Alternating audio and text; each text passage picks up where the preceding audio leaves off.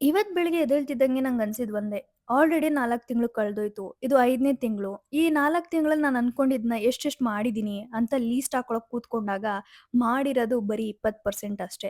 ಅದ್ರಲ್ಲೂ ಕೆಲವೊಂದು ಆಗಿದೆ, ಕೆಲವೊಂದು ಆಗಿಲ್ಲ. ಈ ವರ್ಕೌಟ್ ವಿಷಯಕ್ಕೆ ಬಂತು ಅಂತಂದ್ರೆ, ನಾನ್ 4 ತಿಂಗಳಿಂದ ಅನ್ಕೋತಾನೇ ಇದೀನಿ. ಬಟ್ ಯಾವ್ದೂ ಆಗ್ತಾ ಇಲ್ಲ.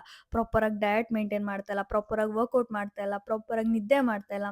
ನಾನು ನಿಮ್ ತರನೇ ಕಾರಣಗಳನ್ನ ಕೊಟ್ಕೊಂಡು ದಿನ ಬೆಳಗ್ಗೆ ಆಗಿದ ತಕ್ಷಣ ಅಯ್ಯೋ ಬಿಡು ನಾಳೆ ಮಾಡ್ಕೊಳ್ಳೋಣ ಅಂತ ಅನ್ಕೊಂಡು ದಿನಗಳನ್ನ ಕಳೆದ್ಬಿಟ್ಟೆ. ಆ 4 ತಿಂಗಳು ಎಷ್ಟು ವೇಸ್ಟ್ ಮಾಡ್ಕೊಂಡಿದ್ದೀನಿ ಅನ್ನೋದು ನನಗ್ ಮಾತ್ರ ಗೊತ್ತು.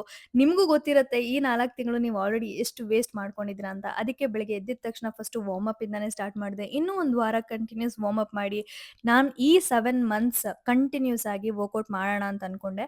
ವಾರ್ಮ್ ಅಪ್ ಎಲ್ಲ ಮುಗಿಸ್ಕೊಂಡು ಮನೇಲಿ ನೀರಿಲ್ಲ ಅಂತ ಗೊತ್ತಾಗಿದ ತಕ್ಷಣ ನೀರು ಮತ್ತೆ ಹಾಲನ್ನ ತಗೊಂಬಂದು ನಾನ್ ಮಾಡಿರೋಂಥ ಎಳ್ಳುಂಡೆನ ತಿನ್ಕೊಂಡು ಆಫೀಸಿಗೆ ರೆಡಿ ಆಗಿ ಓಟ್ ಮೀಲ್‌ನ ರೆಡಿ ಮಾಡ್ಕೊಂಡು ತಿನ್ಕೊಂಡು ಆಫೀಸಿಗೆ ಹೊರಟೆ. ಆಫೀಸಿಗೆ ಹೊರಡ್ಬೇಕಾದ್ರೂ ತಲೇಲಿ ಒಂದೇ ಇದ್ದಿದ್ದು ಈ 4 ತಿಂಗಳನ್ನ ಅದೆಷ್ಟು ಬೇಗ ಕಳ್ದೆ, ಅದೆಷ್ಟು ಬೇಗ ಹಾಳು ಮಾಡ್ಕೊಂಡೆ ಅಂತ. ಅಲ್ಲಿಂದ ಆಫೀಸಲ್ಲಿ ಮ್ಯಾಮ್ ನನ್ನ ಹೊರಗಡೆ ಕರ್ಕೊಂಡು ಹೋದ್ರು. ನಾನು ಹೊರಗಡೆ ಹೋದಾಗೆಲ್ಲ ಮಾಲಲ್ಲಿ ಈ ತರ ಒಂದು ಬ್ಯಾನರ್ಸ್‌ನ ನೋಡ್ತಾ ಇರ್ತೀನಿ. ನಾನ್ ಯಾವಾಗ ಈ ತರ ಒಂದು ಬ್ಯಾನರ್ ಅಲ್ಲಿ ಬರೋದು ಅಂತ ಯಾವಾಗ್ಲೂ ಆಸೆ ಪಡ್ತಿರ್ತೀನಿ. ಗೊತ್ತಿಲ್ಲ ಯಾಕೆ ಅಂತ ಇತ್ತೀಚೆಗೆ ನಾನು ಅದ್ರಲ್ಲಿ ಒಬ್ಳಾಗ್ಬೇಕು ಅನ್ನೋ ಆಸೆ ಜಾಸ್ತಿ ಆಗಿದೆ. ಅಲ್ಲಿಂದ ಸೀದಾ ನಾನು ಕೆಲ್ಸಕ್ಕೆ ಹೊರಟೆ.